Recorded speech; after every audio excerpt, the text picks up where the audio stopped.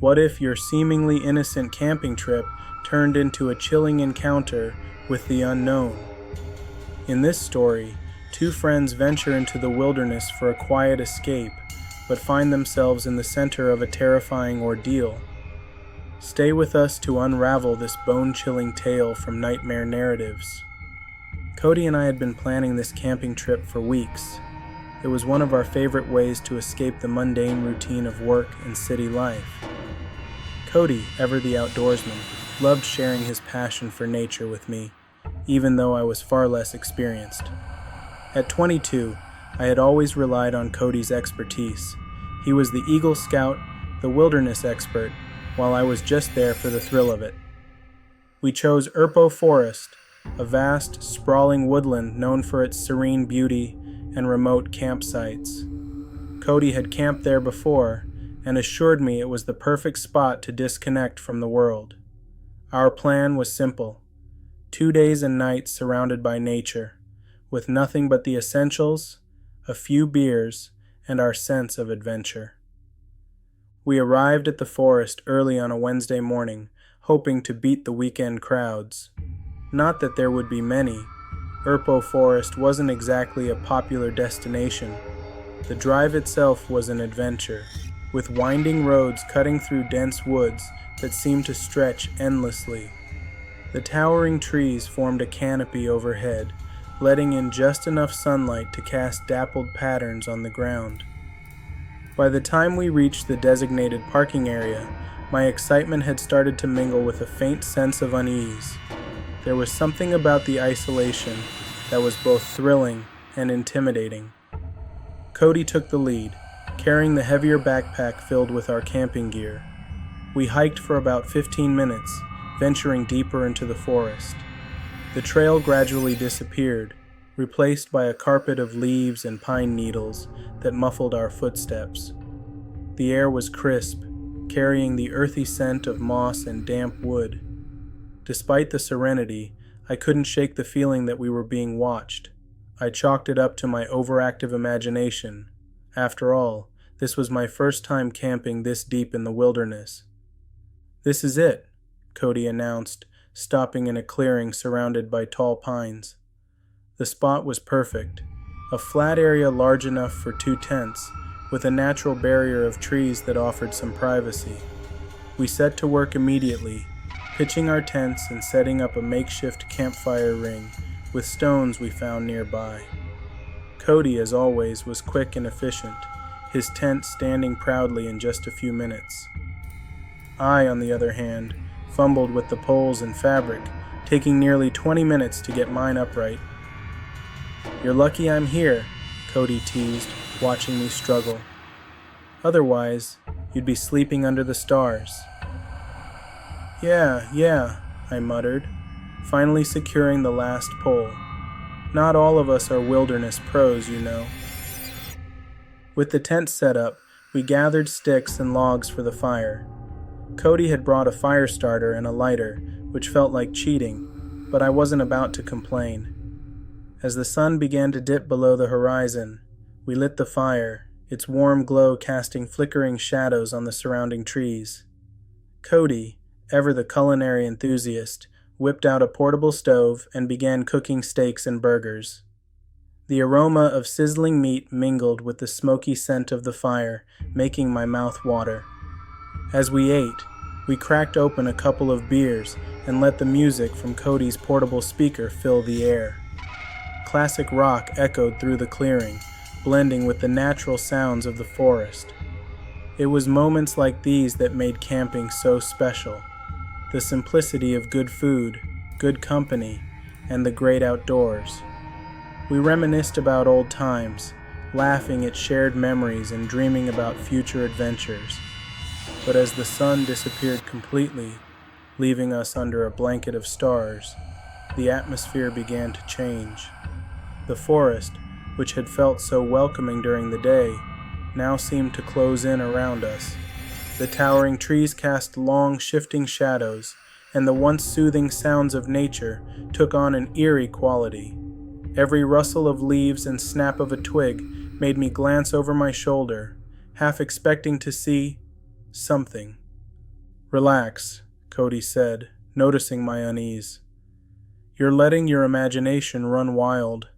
The scariest thing out here is probably a raccoon." I nodded, forcing a smile. Cody's confidence was reassuring, but it wasn't enough to dispel the growing tension in my chest. Still, I tried to shake it off and focus on the moment.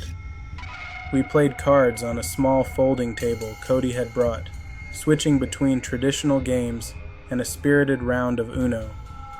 The fire crackled beside us, its light dancing on our faces as we laughed and joked. Then, without warning, we heard it. A faint humming sound coming from the darkness beyond our campsite. It was low and melodic, almost like a lullaby, but there was something off about it. Cody and I froze, our laughter dying in our throats. I reached for my phone and paused the music, plunging the clearing into an eerie silence. The humming continued, unbroken and unhurried. "What the hell is that?" I whispered, my voice barely audible. Cody didn't answer immediately. He grabbed a flashlight and scanned the perimeter of our campsite, the beam of light cutting through the darkness. The humming stopped as suddenly as it had begun, leaving us straining to hear any other sounds. A few tense moments passed before Cody finally spoke. "Probably just the wind," he said, though his tone lacked conviction. "Let's get back to the game." I nodded, though my hands trembled as I shuffled the deck. We tried to pick up where we left off, but the light-hearted mood was gone. Every snap of a branch or rustle of leaves made us jump, our eyes darting to the edges of the clearing.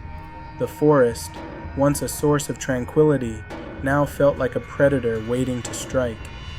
Just as I was beginning to relax, a loud thud shattered the fragile calm. A large stick landed in the center of our campsite, sending up a spray of dirt and pine needles. Cody and I jumped to our feet, hearts pounding. The stick hadn't fallen from a tree, it had been thrown.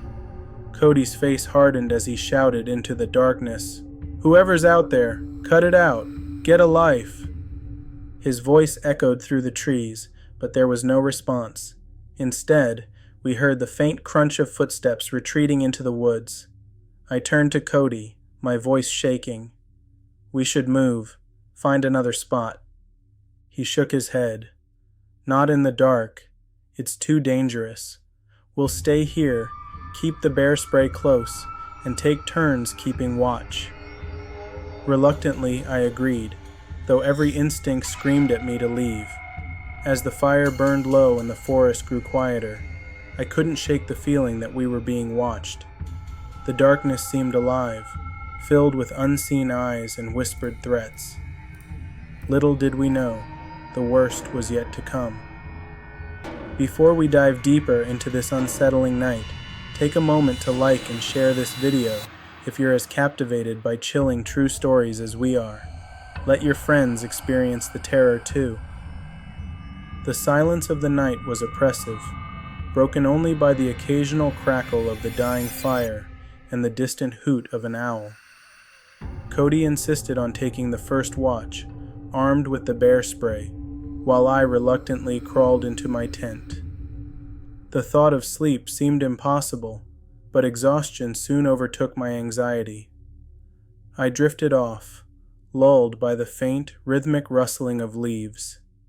It felt like mere moments had passed when I was jolted awake. A faint scratching sound came from outside my tent, subtle yet deliberate. My heart raced as I strained to listen. Was it an animal, the wind, or something else? Before I could call out to Cody, the scratching stopped, replaced by a low, melodic humming. My blood turned cold. The same haunting tune we had heard earlier now seemed impossibly close. I whispered Cody's name, my voice trembling, but there was no response. Gathering my courage, I unzipped the tent just enough to peer outside. What I saw froze me in place. The fire had burned down to embers, casting a faint orange glow over the clearing. Just beyond the perimeter of light stood a figure, a tall, shadowy silhouette. It was motionless, its head tilted slightly as if observing me. I couldn't make out any features, just the vague outline of a person. The humming continued, almost vibrating through the still air. I ducked back inside the tent, heart pounding. My mind raced through possibilities. Was it a prank, a lost hiker, or something far more sinister? I fumbled for the flashlight, my hands shaking so badly that I nearly dropped it. With a deep breath, I clicked it on and directed the beam toward where the figure had stood. Nothing. The space was empty, as if no one had been there at all. "Cody," I hissed, louder this time. Still no response. Panic began to take hold as I unzipped my tent fully and stepped out, clutching the flashlight like a lifeline. I turned toward Cody's tent and froze. The zipper was undone, the flap hanging open. The beam of my flashlight illuminated his empty sleeping bag. "Cody?" My voice cracked as I called out, fear tightening my throat. There was no answer, only the oppressive silence of the forest. The humming had stopped, replaced by an eerie stillness that seemed to press down on me from all sides. Suddenly, a rustling sound came from the trees to my left. I whipped the flashlight around, its beam slicing through the darkness. The light caught movement, something darting between the trees, too fast and too large to be an animal. My instincts screamed at me to run, but I was rooted to the spot, paralyzed by fear. A branch snapped behind me, and I spun around, nearly dropping the flashlight. This time, I saw it clearly. The same shadowy figure, now standing closer, just beyond the circle of embers. It didn't move, didn't make a sound, but the sheer presence of it was suffocating. My breath came in short, shallow gasps as I fumbled for the bear spray hanging from my belt. "Who's there?" I shouted, my voice trembling. "This isn't funny." The figure tilted its head again, a slow, deliberate motion that sent chills down my spine. Then, as if responding to my challenge, it stepped forward into the dim light of the dying fire. My flashlight flickered, casting erratic shadows that made it hard to focus, but I saw enough to know that what I was looking at wasn't human. Its limbs were too long, its movements unnaturally smooth. The faint glow of the firelight revealed a pale, featureless face, devoid of eyes or a mouth. Yet somehow, I felt its gaze piercing through me, as though it could see into the depths of my soul. The humming started again, low and resonant, vibrating in my chest like the tolling of a distant bell. I stumbled backward, nearly tripping over my own feet. My grip on the flashlight faltered, and it fell to the ground, its beam casting wild, erratic patterns across the trees. The figure didn't follow, didn't move any closer. It simply stood there, humming its haunting tune. A sudden burst of movement from the right shattered my paralysis. Cody emerged from the trees, his face pale and streaked with dirt. "Run!" he shouted, grabbing my arm and yanking me toward the trail. "Don't look back! Just run!" We bolted into the forest, the beam of Cody's flashlight bouncing wildly as we navigated the uneven terrain. The humming grew louder, resonating through the trees like a dissonant symphony. I risked a glance over my shoulder and immediately regretted it. The figure was following us, its movements unnaturally fast, as though it were gliding over the forest floor. "Faster!" Cody yelled, his voice strained. "We have to get to the car!" Branches whipped at my face, and my lungs burned with the effort of running, but I didn't dare slow down. The trail seemed endless, the darkness closing in around us. The humming grew louder, more distorted, until it felt like it was coming from inside my own head. Just when I thought I couldn't run any farther, the trail opened up into the parking area. The sight of Cody's car was like a beacon of hope, and we sprinted toward it with everything we had left. Cody fumbled with the keys, his hands shaking as he unlocked the doors. We threw ourselves inside, slamming the doors shut just as the humming reached a deafening crescendo. The headlights came on, illuminating the empty parking lot. I scanned the area frantically, but the figure was nowhere to be seen. The humming had stopped, leaving only the sound of our ragged breathing and the distant chirping of crickets. Cody didn't waste a second. He started the car and peeled out of the parking lot, the tires kicking up a spray of gravel. We didn't speak for several minutes, the silence in the car heavy with unspoken terror. Finally, Cody broke the silence. "What the hell was that?" he muttered, his knuckles white as he gripped the steering wheel.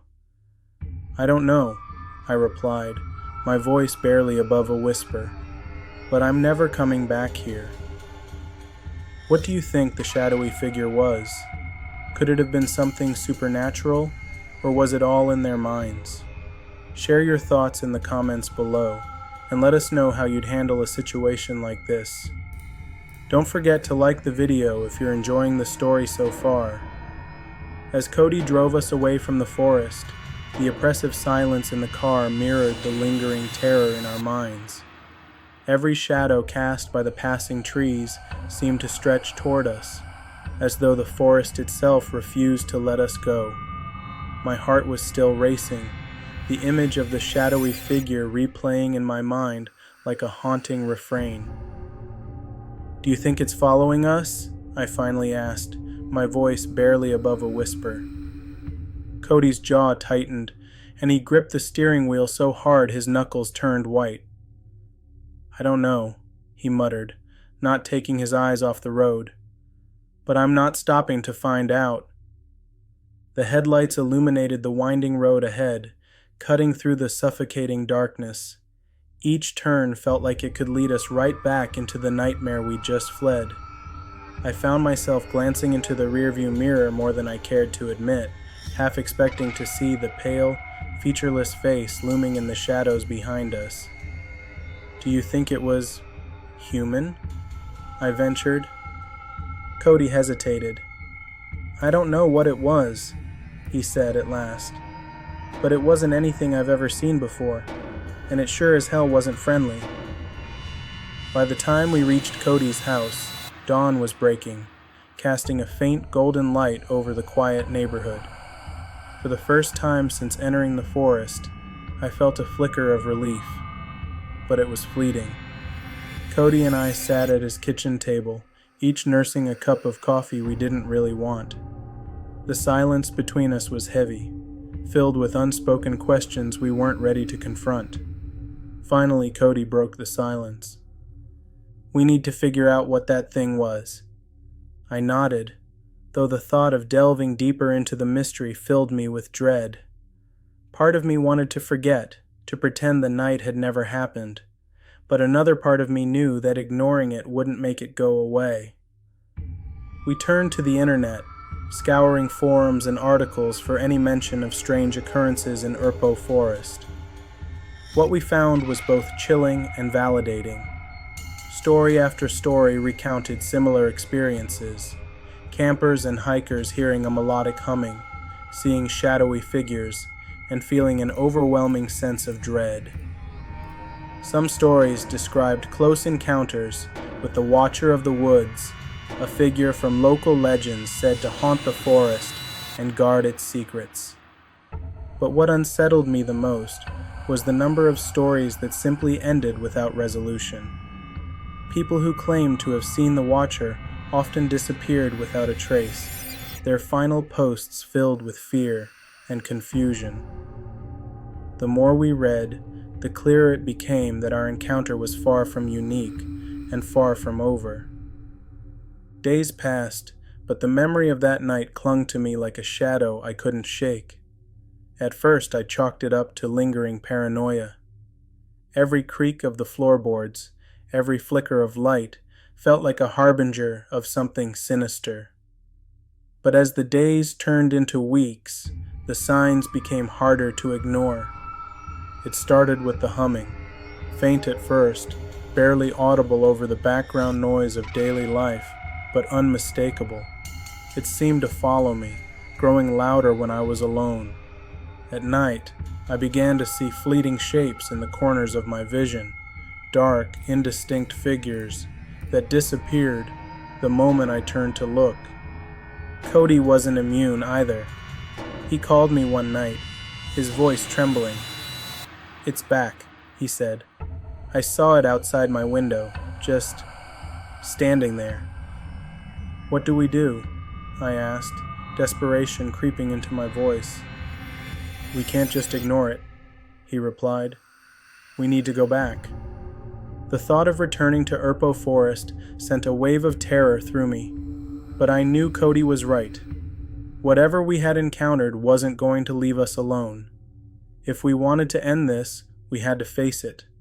Armed with flashlights, bear spray, and an irrational mix of fear and determination, Cody and I found ourselves back at the edge of the forest.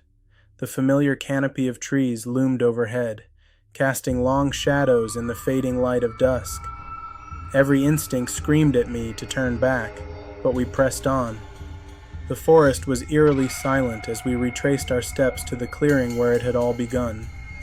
The fire pit was still there, a ring of blackened stones surrounded by ashes and charred wood. But the sense of familiarity offered no comfort. The air felt heavy, charged with an almost tangible malevolence. And then the humming began. Low and melodic, it seemed to come from everywhere and nowhere all at once. My chest tightened as the sound grew louder, resonating through the trees like an otherworldly chant. The shadows around us began to shift, coalescing into shapes that defied explanation. The watcher had returned. Cody and I stood back to back, our flashlights cutting through the darkness as the shadowy figures closed in. They moved with an unnatural grace, their featureless forms barely distinguishable from the surrounding gloom. My hands trembled as I gripped the bear spray, ready to defend myself against an enemy I couldn't comprehend. "Why are you here?" Cody shouted into the void. "What do you want?" The humming swelled to a deafening crescendo, drowning out his words. The figures stopped, their forms flickering like shadows cast by a dying fire. And then, as suddenly as it had begun, the humming ceased. The figures dissolved into the darkness, leaving us standing alone in the clearing. For a moment, neither of us moved. Then Cody spoke, his voice barely audible. "I think they were trying to warn us." "Warn us about what?" I asked, though I wasn't sure I wanted the answer. Cody didn't respond.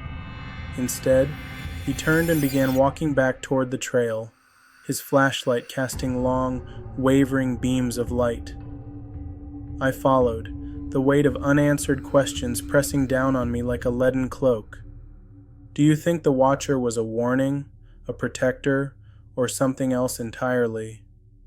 Share your theories in the comments below, and let us know how you would handle an encounter with the unknown. Don't forget to like and subscribe to Nightmare Narratives for more chilling stories. And remember, some mysteries are better left unsolved.